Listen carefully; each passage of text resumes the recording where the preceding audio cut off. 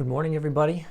Just before we get into God's Word and look at a passage that hopefully speaks to your heart and to mine, just a few announcements from the church leadership, from us on staff, and from the board as a whole. This is not ideal. We know that this is not ideal to be doing this again. This is not fun for me to be speaking to my phone. This is not fun to not have anybody else around while I do this. And yet it's where we're at right now. We might be tempted to think that we are going back to what it was like in March and in April. And although it may feel like that, that's not true. We are far more prepared as a church. Ontario is far more prepared. We just in general are more prepared. We've done this before and we know what this is like. There is an update on the website from Dwight and the board. There's a little video and a little blurb there. There's also a blurb from Sam. Please go there and see what they have to say to you as our church family. There's a couple of things I just want to update you on in terms of what we as the staff are going to be doing over the next couple of weeks.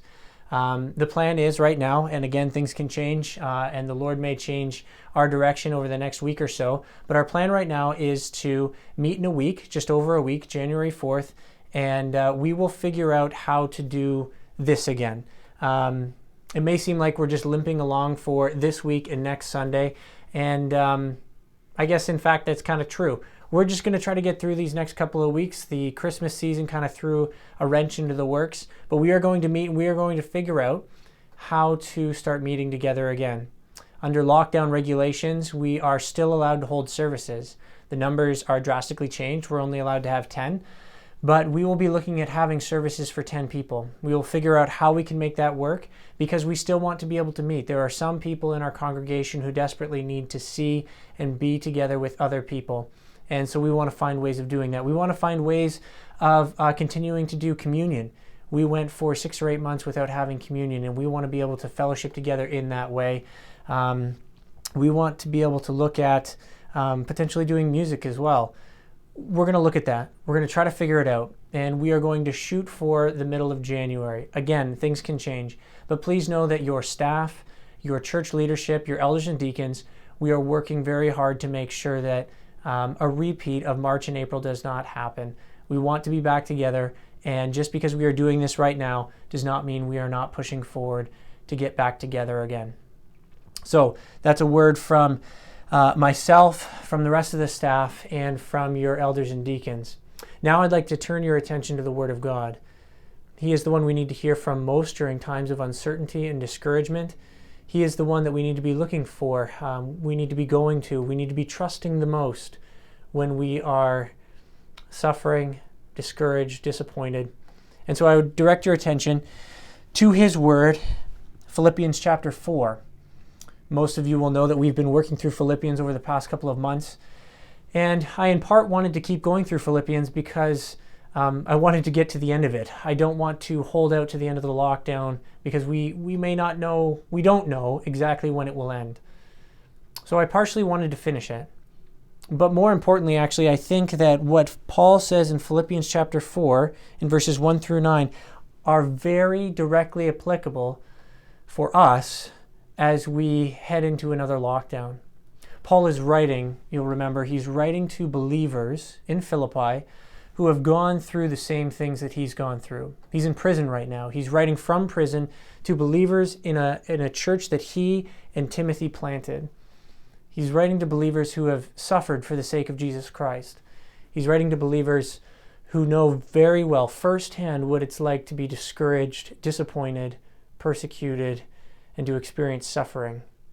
And so what he writes to these believers as he begins to close off his letter is also applicable for us as we are discouraged, disappointed, and have a sense of suffering during this tough time.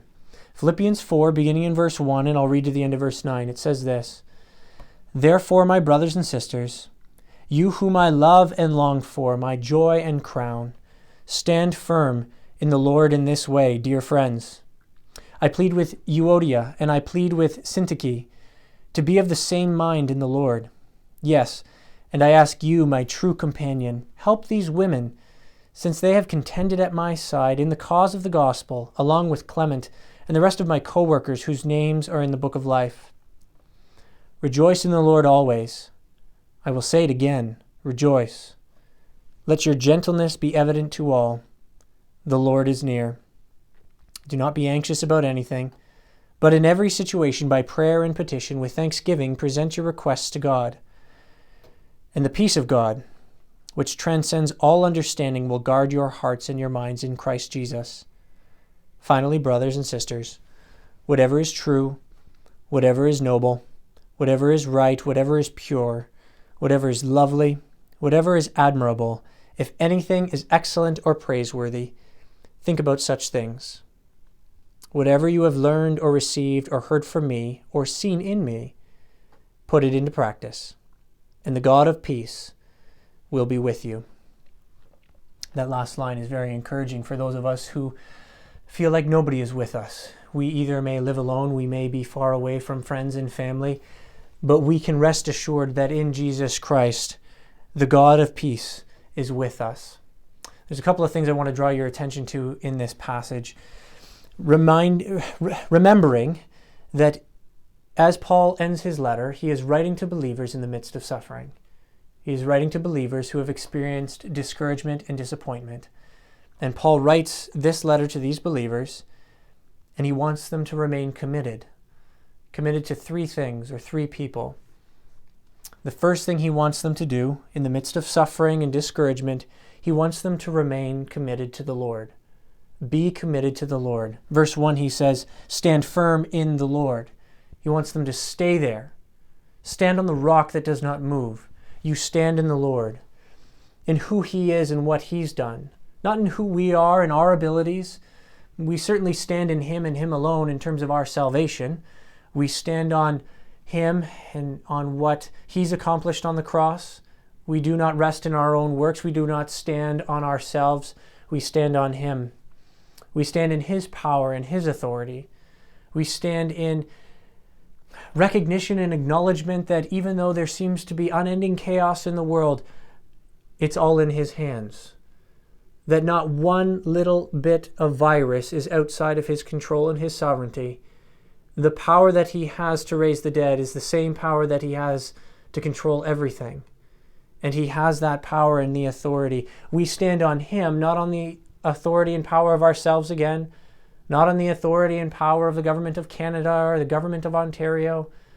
We stand on his power, his authority. We stand firm in the Lord because he is the only constant, the only unchanging one, the only one who will remain the same through all of our difficulties. Stand firm in the Lord. Stand firm in him. Be committed to the Lord. Verse 6, Paul says, do not be anxious about anything, but in every situation by prayer and petition, with thanksgiving, present your requests to God.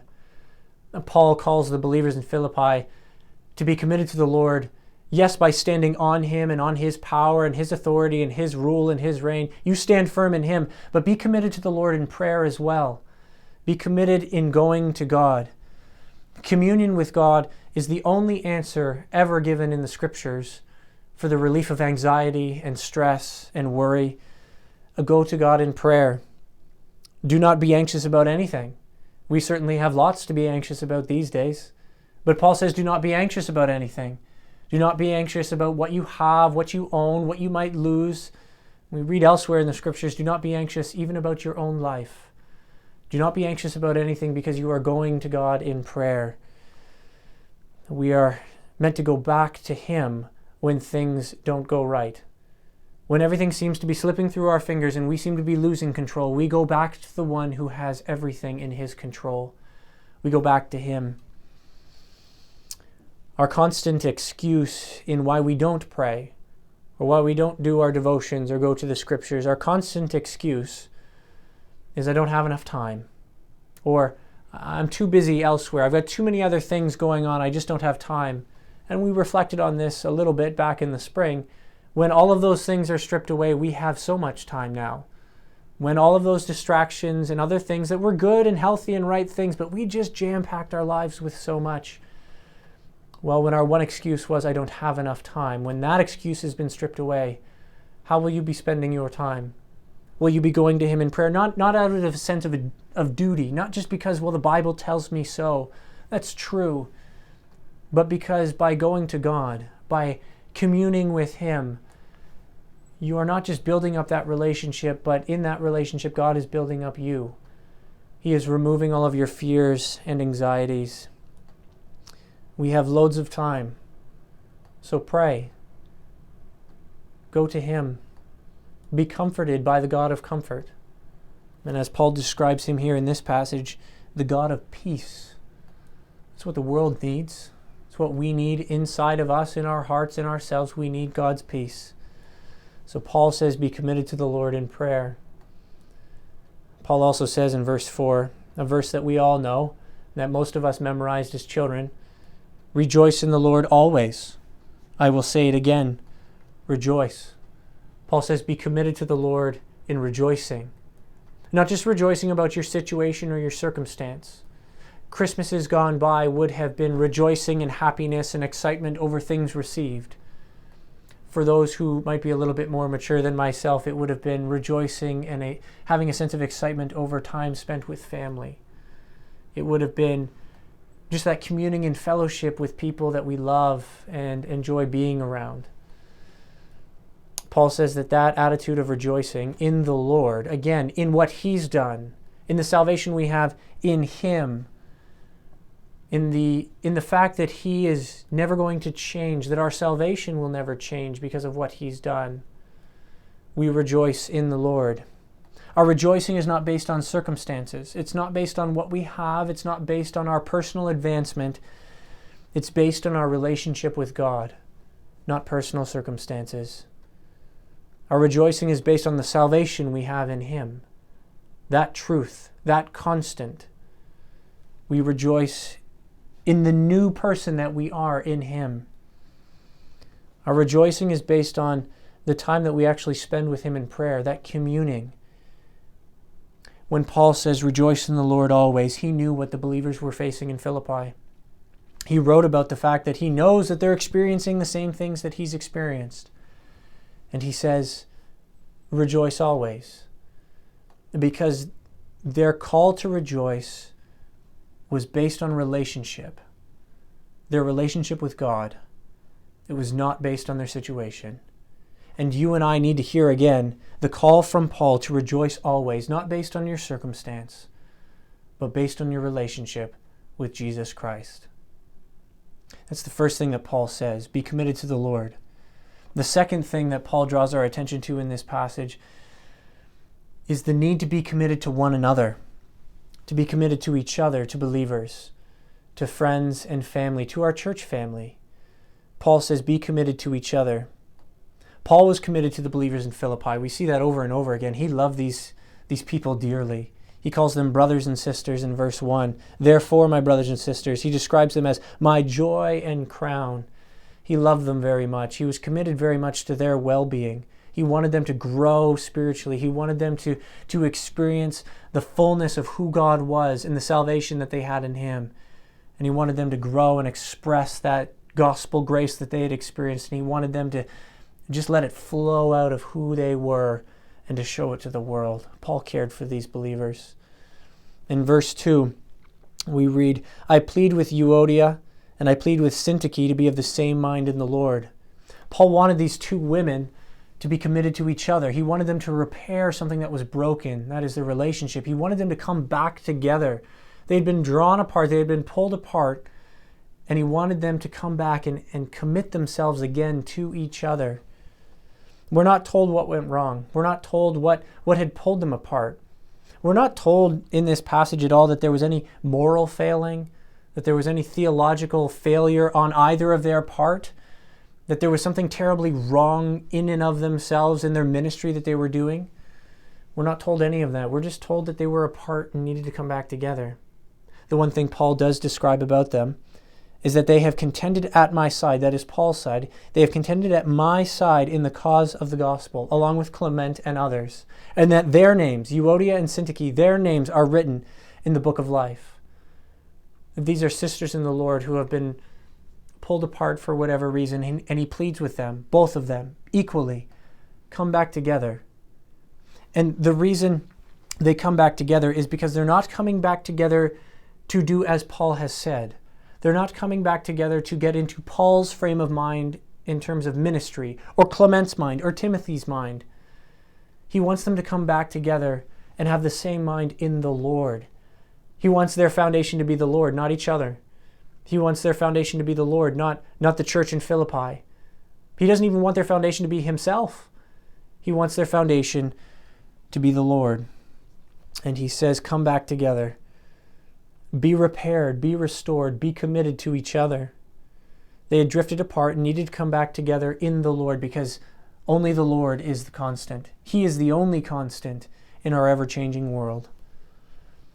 Paul goes on in verse 3 and he talks about his true companion. Some people aren't quite sure. Is he just saying true companion in general? That is, whoever he's sending this letter to, do they know who his true companion is? Or is it a first name? We're not quite sure. But he's writing to an individual and he says, you, my true companion, help these women. That is, we aren't to leave each other to fix our own problems. You and I will have our own problems that we need to fix. And yet, you and I will need to come beside each other and beside others in our fellowship who are having a hard time seeing eye to eye. We are called to come and be a help to each other, not to leave each other stranded. Certainly help in the sense of anyone who is in need, we need to feed them. Anyone who is in need, we need to clothe them. But here, this is talking about broken relationships. You and I are meant to be the nice ointment that helps smooth over some of those pains, those scars. We help bring each other back together. And this individual, whoever they are asked by Paul to help. And that word help, it's got a sense of grabbing onto, taking hold of, and drawing in, pulling back, in the same way that you grab a fishing net, and you think of Peter and the other apostles who were fishermen. They threw the net out, and they took hold of that net, and they drew it back in towards the boat. That's the mental picture we should have for this true companion of Paul's in bringing these women back together. You take hold of them and you draw them back in, not to yourself, but to the Lord. To each other in the Lord. That's what Paul wants. You remain committed to each other through difficult and discouraging times. In experiencing suffering, you remain committed to each other. Verse 5, Paul says this, let your gentleness be evident to all. Paul says that your commitment to others, yes, to believers, but in this verse, he says to all. I would think that all could in this sense mean everyone you come in contact with. All people, when they see you and experience a relationship with you, what they ought to experience is gentleness. This is how everyone ought to experience your constant joy, your constant relationship with God. Gentleness ought to ooze out of you. It ought to be built into your DNA. You ought to be marked by a non-explosive attitude, a non-explosive nature. Somebody who's just calm, compassionate, caring, not looking for a fight. Maybe something that some of us need to hear more clearly in a time where we may disagree with so many other people. Be gentle, because the Lord is near. Eschatologically, that's true. That is, 1,000 years like a day like 1,000 years. We don't know when the Lord may return. He is certainly near in terms of his eye, his understanding, his perspective outside of time. He is certainly close to, near to coming back. But he's also near you in the sense of he is with you right now. Geographically, he is close to us. He is dwelling within us. We are not alone, whether we feel alone because there's nobody else around us, no other human around us. There is God himself with you right now. That is why we can be gentle. I don't need to be explosive. I don't need to go on a rant. I don't need to be angry because the Lord is with me. Nobody else is. And that's not right. We were built, designed by God to be in community, to be in fellowship with one another. But first and foremost, we were built to be in communion with God. And even though everyone else has been stripped away from us, and that will certainly happen as you get older. From what I've seen from my own family, my own grandparents, as you get older, family and friends die. Those who are closest to you as you get older, they pass away. And there's a sense of feeling alone. And yet, the Lord is with you. The Lord is near. So Paul says, be committed to the Lord. Don't give up in the Lord. Stand firm in the Lord. Go to Him in prayer. He says, be committed to each other. Don't use this as an excuse to bail on each other, to stop caring about each other. Oh, there's not much I can do. Sorry, I'm out. He says, remain committed to each other through difficult and discouraging times. And the third thing Paul says is be committed to yourself. I want to be careful with how I say that, because part of our problem in our culture, our society, is we take on too much of ourselves. We are committed to only ourselves. So that is why I put it in this order. First, we need to be committed to the Lord. He comes first. Then, as we've seen already, put others ahead of yourselves. Be committed to others. Put the interests of others above the interests of yourself. Paul has said that a number of times already in the book of Philippians. But we should not think that we should give up on ourselves. Paul says, be committed to yourself. Verse 8, Paul says, finally, brothers and sisters, whatever is true, whatever is noble, whatever is right, whatever is pure, whatever is lovely, whatever is admirable, if anything is excellent or praiseworthy, think about such things. Paul says, be committed to thinking the right way, to thinking the right thoughts and having the right process for those thoughts. Think about good things, right things, holy things, just things. And the only way that you can know what is true and noble and right is to find out what is true and noble and right. That is, I have to know what the standard is before I know that what I'm thinking about falls into one of those categories. And the only way we can know that is by going back to God's Word, going back to the Bible. How do I know what is true? I hold it up against the Word. I hold it up against the Scriptures. Is it true? Then think about it. Is it right? Then think about it. We could spend all day. There have been books written about verse 8 alone in terms of figuring out all these different things. What is true? What is right? What is noble? What is lovely? We could spend a lot of time thinking about those things. And we ought to. We ought to find those books to help us figure out what is right, what is pure, the things that are admirable. Think about those things and have the right process of thought. Jesus Christ is He is the ultimate example of these things. He is the standard of what is true. He is the standard of what is right, noble, pure, lovely, admirable. Jesus is all of those things. In some sense, we are called to think on Christ and to think Christ's thoughts after Him.